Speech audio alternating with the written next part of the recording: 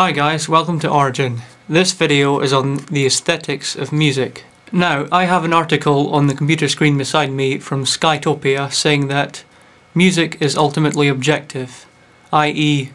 that if we didn't exist, music would still have some intrinsic quality that makes it good or bad.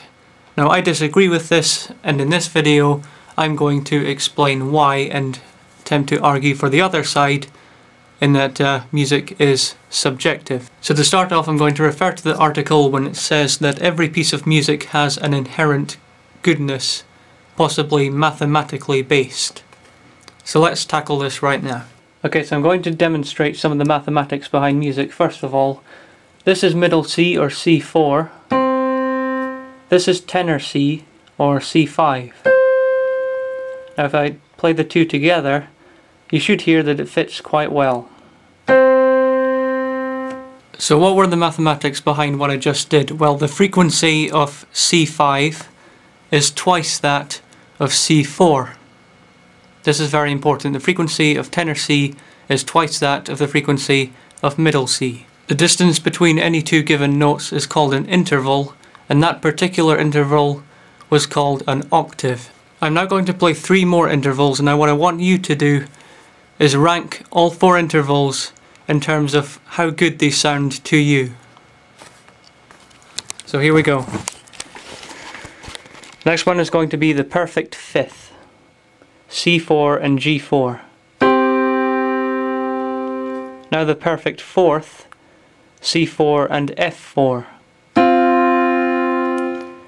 And the augmented fourth or diminished fifth or tritone, which is C4 and F sharp 4.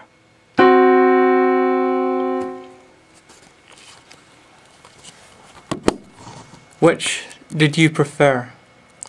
Rank them 1, 2, 3 and 4. In fact, please pause the video and do that now in the comment section below before I explain further. Right, now, the frequency of G4 is 1.5 times that of C4. The frequency of F4 is 1.33 times that of C4, and the frequency of F sharp 4 is 45/32 of the frequency of C4. Now generally how it works is that the intervals with the simplest ratios are perceived to be the most concordant. So what I'd like you to do now is just reply to the comment you've just left and tell me if that applies to you. Now, I disagree with any assertion that states that the mathematics which I just mentioned serve as an objective basis for the aesthetics of music. As I see it, and I'm open to rebuttal, of course, concordance is simply how easy it is to listen to. Dissonance could also be seen as edgy or cool. So how do we explain our perceptions of these concordances? Well, first of all, let's take a look at what happens if you combine 2 sine waves. This is the sound wave for the octave. The numbers on the axes are completely irrelevant. All you need to know is that there are roughly 262 cycles every second and 4 turning points in a cycle. Now, a turning point is a peak or a trough. As you can see, there are 4 in each cycle. This is the perfect fifth. Again, the numbers on the axes are completely irrelevant. All you need to know is that there are 131 cycles roughly every second and 6 turning points in each cycle.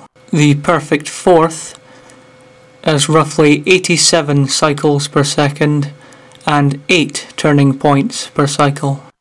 Now the tritone, because there's so many different amplitudes of peaks and troughs, there are about 90 different turning points in each cycle.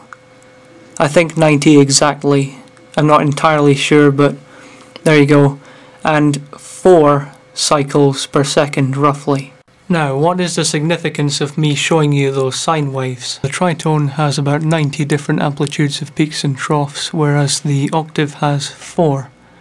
Now, I believe that goes some way towards explaining the consonance and the dissonance that we hear if you think about how all of this works with the human ear. Now, I'm not going to go into detail about the ear, but I think you guys roughly get what I'm saying, yeah? But that only explains consonance and dissonance. It doesn't explain good or bad. Consonant does not mean good and dissonant does not mean bad.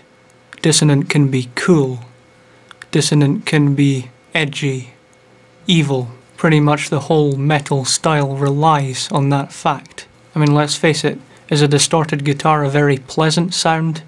No, not by a flying mile, but that doesn't stop us from loving that sound.